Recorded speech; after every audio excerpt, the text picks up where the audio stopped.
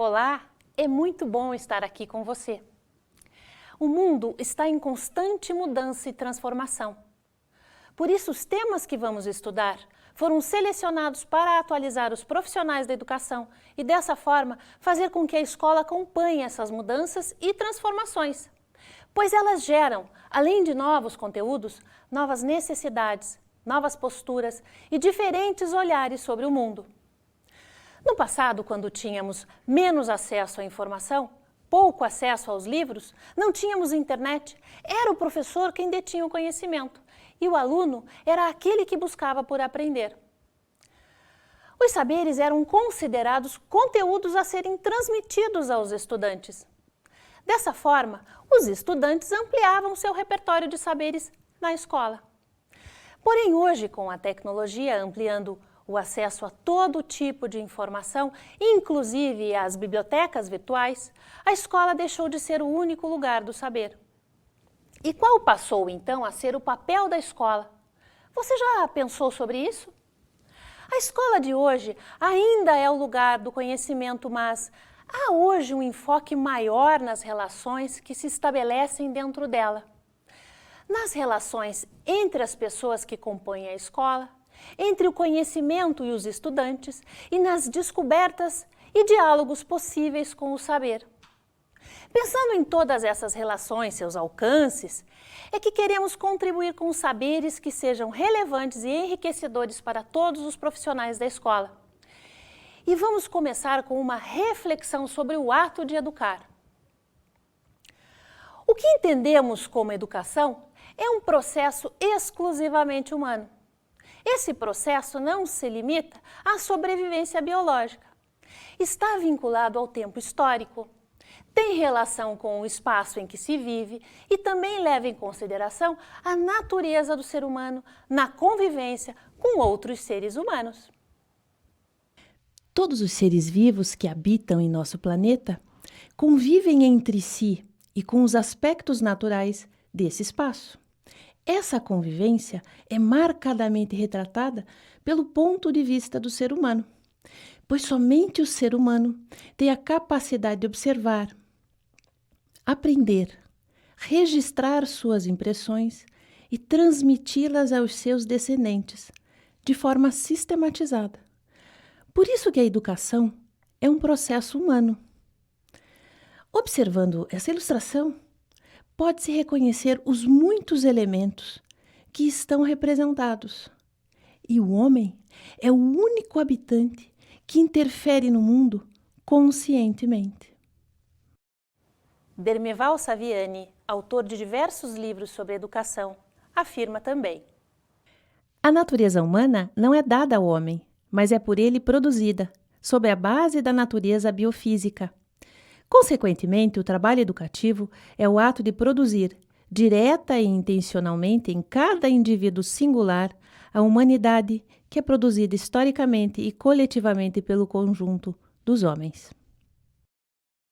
Portanto, é o trabalho educativo que transfere a cada indivíduo essa natureza intelectual. E a escola hoje é o lugar da socialização dos saberes produzidos coletivamente pelos seres humanos no decorrer do tempo, nos diferentes espaços do mundo. E cada tempo e lugar constitui seus próprios conteúdos e também código de valores, tradições, histórias, maneiras de ser, de agir e de enfrentar o mundo. Portanto, a escola é o lugar de gente, conhecimento, identidade e cultura. A escola é lugar de igualdade e diferenças.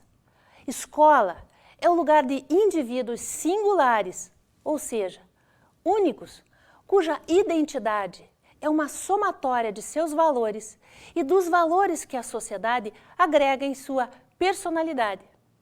Para Saviani, o processo educativo é o que humaniza o homem. O homem não nasce homem, não nasce sabendo ser homem. Leia-se homem no sentido amplo da palavra ser humano. Ele aprende a ser homem, constrói os saberes necessários para sua atuação no mundo. Que leitura você faz dessa representação? Observe os seus detalhes. O que você vê? O que representam os objetos que estão aos pés das crianças? O que representa o globo acima delas? Porque há um menino e uma menina às suas costas. Todos os elementos desta ilustração pertencem a um saber que é produzido historicamente. O conjunto de todos esses elementos podemos identificar como significado dessa ilustração. Anote suas impressões sobre essa ilustração, pois depois iremos trabalhar com ela. Apesar de cada um de nós enxergar os mesmos elementos dessa ilustração, cada um faz a sua leitura, utiliza seus referenciais internalizados e produz um significado que representa a somatória de seus saberes. Pois cada um é uma singularidade e tem sua própria maneira de ver o mundo. Se isso acontece entre pessoas que estão assistindo a essa aula e moram no mesmo país, partilham a mesma língua, já imaginou quantas possibilidades de entendimento e leitura existem entre as pessoas de outras localidades do mundo e de outros tempos? Imaginou o significado de elementos inseridos nessa ilustração? Eles têm valor diferente para outras culturas e em outro momento histórico. E com essa pergunta, queremos iniciar nosso primeiro tema a ser estudado: multiculturalismo. Para começar, é preciso pensar na formação dessa palavra. O prefixo multi vem do latim e significa muitos. O sufixo ismo vem do grego e significa uma ideologia ou um sistema a ser seguido. No radical dessa palavra está cultura, que significa a somatória ou o conjunto de saberes, padrões de comportamento, crenças, conhecimentos, costumes, hábitos, ideologias pertencentes a um grupo social. Multiculturalismo é o estudo das muitas culturas existentes em um espaço social. Interessante é que a própria palavra marca a apropriação de dois idiomas, o grego e o latim. Duas culturas para conceber o que a própria palavra quer dizer. Mas por que trabalhar com esse conceito de multiculturalismo? Que ligação tem esse assunto com a escola? Vamos recordar. Então, o que falamos anteriormente é que o ato educativo é o que confere a nossa humanidade. É por meio do aprender que nos tornamos seres humanos. Todavia, não estamos dizendo que a escola seja o único lugar de aprendizado. Aprendemos o tempo todo, em todas as situações. Mas a escola é o lugar dos saberes sistematizados. E olhamos para ela com um significado mais amplo. É na escola que aprendemos a conviver com as diferenças de opiniões, de conhecimento e de cultura. E aí está o valor da palavra multiculturalismo.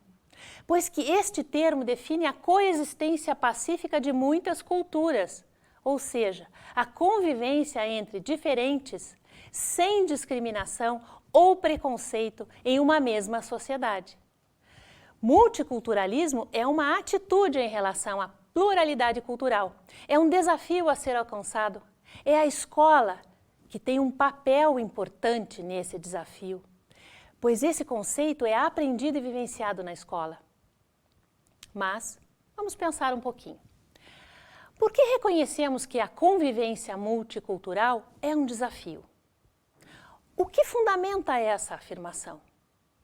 Para aprofundar um pouco mais sobre esse assunto, vamos pensar na história da colonização do Brasil. Em nosso país, a formação foi pluricultural. Os europeus que chegaram encontraram os indígenas que aqui viviam. Em um segundo momento, foram trazidos ao nosso país grupos distintos de africanos. Todas essas culturas trouxeram seus costumes, crenças, hábitos, língua, instrumentos de trabalho, modos de vida, suas peculiaridades e maneiras de ver e estar no mundo. Dessa forma, a partir do século XVI, formamos uma diversidade cultural imensa. Em um primeiro momento, essa diversidade cultural foi vista no Brasil como uma ameaça à identidade etnocêntrica europeia que se queria ver reproduzida aqui. A discriminação de todo tipo e exclusão social de negros, africanos e indígenas marcou a história do Brasil e também a história desses povos, promovendo a segregação social de várias gerações. Essa origem multicultural, que no período colonial brasileiro era heterogênea, hoje é reconhecida como um fator de enriquecimento para uma nação. Mas desde que a convivência entre as culturas diferentes proporcione aprendizado e, sobretudo, a paz. Atualmente, o que chamamos de sociedade brasileira é a elaboração dessa multiplicidade. Mas como será que as diferentes etnias e culturas convivem na realidade hoje em nosso país? O que você pensa sobre isso? Acompanhe o pensamento de Fleury a esse respeito. O debate sobre as relações multiculturais e interculturais na educação e nos movimentos sociais é bastante recente no Brasil. Trata-se de um debate complexo em que interagem diferentes vertentes teóricas e políticas e em que é preciso manter o foco sobre a especificidade das relações culturais em nosso contexto brasileiro. Se o debate é recente, o assunto é antigo. Mas hoje é importante compreendê-lo à luz dos valores sociais atuais e é preciso pensar um pouco sobre o papel da escola. Que escola temos? Que escola queremos? Edgar Morin afirmou que o papel da escola é nos ensinar quem somos nós, nos situar como seres humanos. Poderíamos completar com a ideia: quem somos nós inseridos na sociedade brasileira, multicultural e democrática desse século XXI? Morin nos dá uma pista sobre o papel da escola. Para saber quem somos nós, precisamos saber quais são os elementos culturais que carregamos em nossa bagagem. Só então poderemos compreender a nós mesmos, o outro e o mundo. Aí está um bom começo, porque a escola é o lugar de se avançar no sentido de promover uma prática pedagógica multiculturalista. Em 1990 são publicados os PCNs, Parâmetros Curriculares Nacionais, que elencam alguns temas transversais com o objetivo de que eles transpassem em todos os componentes curriculares e estejam presentes nas práticas educativas de sala de aula. Confira os temas: Ética, cidadania, saúde, orientação sexual, trabalho e consumo, meio ambiente e pluralidade cultural. São temas que a escola desenvolve em todas as áreas do conhecimento. A pluralidade cultural é mais especificamente o trabalho com o multiculturalismo. Mas isso não exclui os outros temas. A escola deve ser o lugar de saber reconhecer e conviver com outras culturas de forma ampla e respeitosa. Os temas transversais, também chamados de temas sociais, são pontos de partida para um convívio social e planetário digno aos cidadãos de todas as culturas. Observe o que está nos PCN sobre diversidade. A escola, ao considerar a diversidade, tem como valor máximo o respeito às diferenças, não o elogio à desigualdade. As diferenças não são obstáculos para o cumprimento da ação educativa. Podem e devem, portanto, ser fator de enriquecimento. E o que significa isso para você?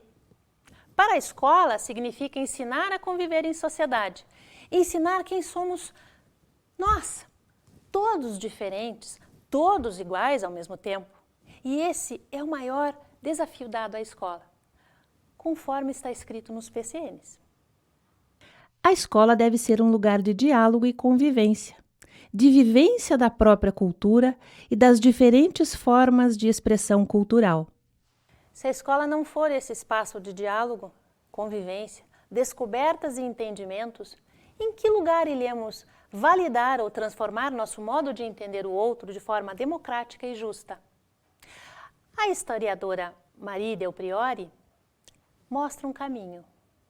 Pesquisadores de todas as áreas insistem sobre a necessidade de construir uma verdadeira educação intercultural. Apresenta-se aí a ocasião de um aprendizado democrático, no qual a comunicação cultural é possível. Democracia feita de respeito à alteridade cultural e de tolerância. É também a ideia de uma democracia inclusiva, na qual as comunidades não se definiriam mais pela exclusão. Você está acompanhando? Quando se fala em coexistência pacífica e cultura, está se falando bem mais do que pertencer a um grupo étnico. O desafio que se apresenta aos profissionais da escola é investir na superação da discriminação, oportunizando que todas as pessoas possam conhecer a riqueza cultural brasileira. Como complementa o professor Dermeval Saviani em seu livro Pedagogia Histórico-Crítica, a escola é o lugar onde o acesso ao saber elaborado pelas gerações ao longo da história contribui para a valorização do saber objetivo como essencial elemento na formação humana. A justiça é cega, mas a injustiça podemos ver. A escola é verdadeiramente o lugar da justiça e do respeito. Deixo com vocês essa frase que dispensa maiores explicações. Boas reflexões e até a nossa próxima aula!